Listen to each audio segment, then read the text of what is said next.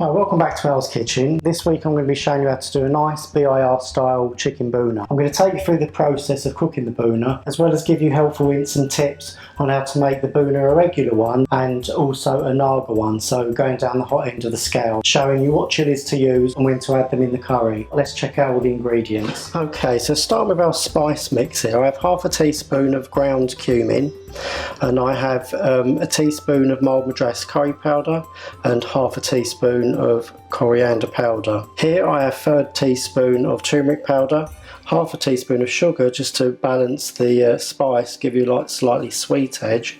Here I have half a teaspoon of chili powder and 4 whole cardamom pods. Now feel free to take the seeds out of the pods if you don't mind crunching onto one of these in your curry once in a while.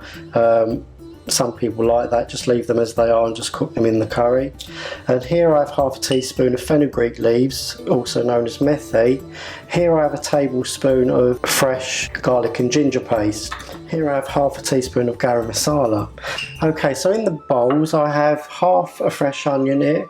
Basically I've halved the onion and then halved it again, and we will end up with these nice little pieces of onion that we're going to soften down in the oil before we start the process of making the curry. Now in a lot of Indian takeaways they tend to pre-cook the vegetables. They use some spices also, sometimes a little turmeric to colour the vegetables. This is a time-saving measure. Obviously we're in our own domestic kitchens. I don't find that this will be necessary.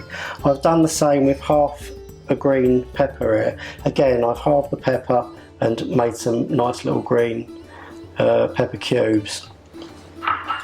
Here I have half a fresh tomato, and I basically sliced this into segments, and here we have some pre-cooked chicken. Again, we pre-cook the chicken because we can turn these curries out pretty fast. So fast in fact, if you used raw chicken in these curries it probably wouldn't cook in time by the time that the base gravy is ready, therefore you'd be eating raw chicken.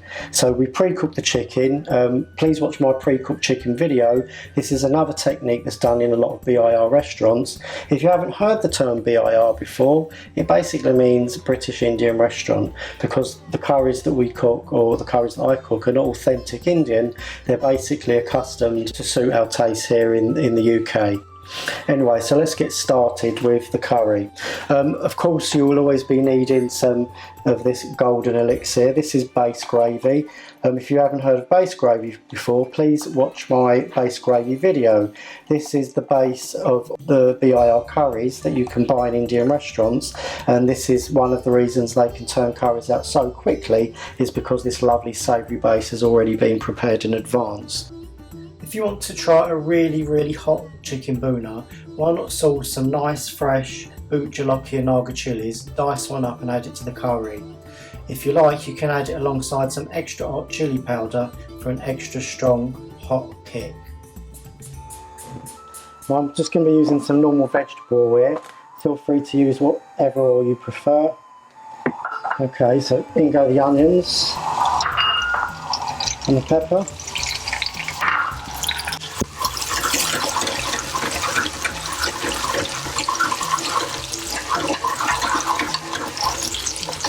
Okay, at this stage, so we can colour our onion, I'm going to just throw in the turmeric.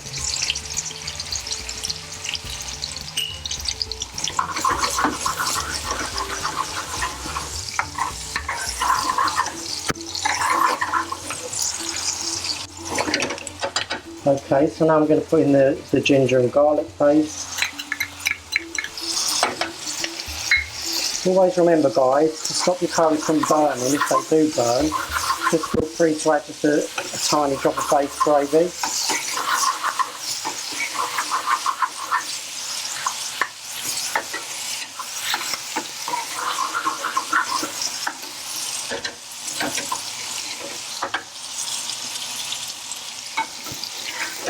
Okay, so now I've put all my spices together in the one container so they all go in at the same time, and they're going to go in now.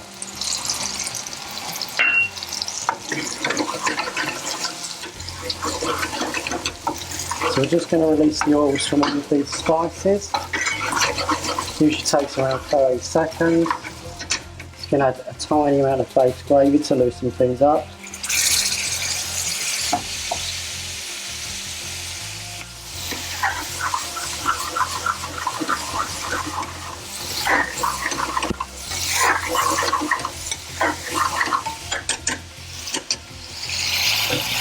Okay, so now I'm going to add in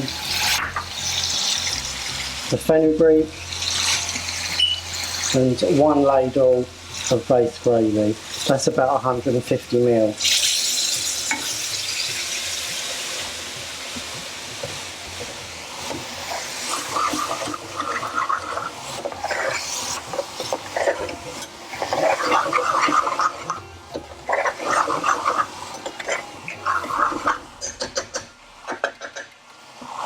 Okay, so we'll cook that through for a couple of minutes.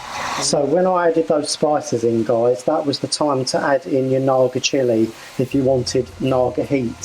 So you'd fry them off for a little bit before you started adding all the base gravy. So when is it right to stir your curry? So you've got all the little bubbles there, and the oil is starting to separate, but you don't want the edges to burn. You want them to slightly caramelise. There's a difference between caramelising and burning. So now I just want to turn in, remove that from the sides, redistribute.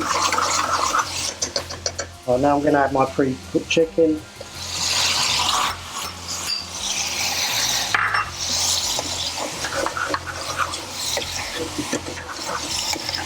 So these curries really don't take that long to cook.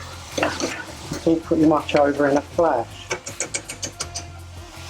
Right, so now I'm going to add my second ladle of base gravy.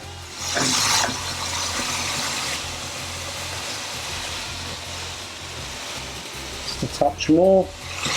Then I'm going to reduce that down. Remember, guys, we are cooking chicken Bhuna, and the Bhuna curry on the menu has a thick gravy.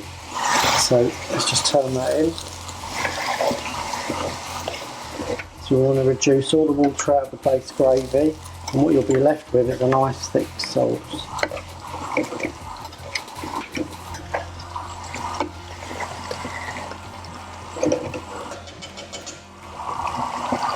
Now, so we're going to add just the half teaspoon of sugar now.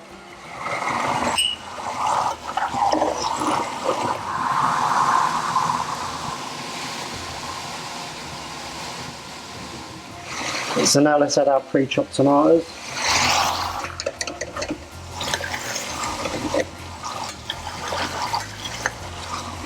So now when you've got just a couple of minutes to go, that's when we're going to add half of the coriander that I'm going to use. I'm using about a handful.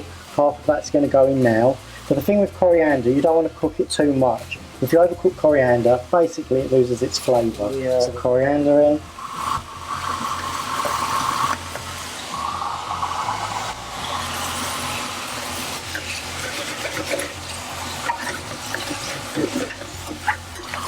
Now for me, that's ready, so I'm going to start plating up. With this one, you might notice I didn't add any salt. I just want you to add salt to taste.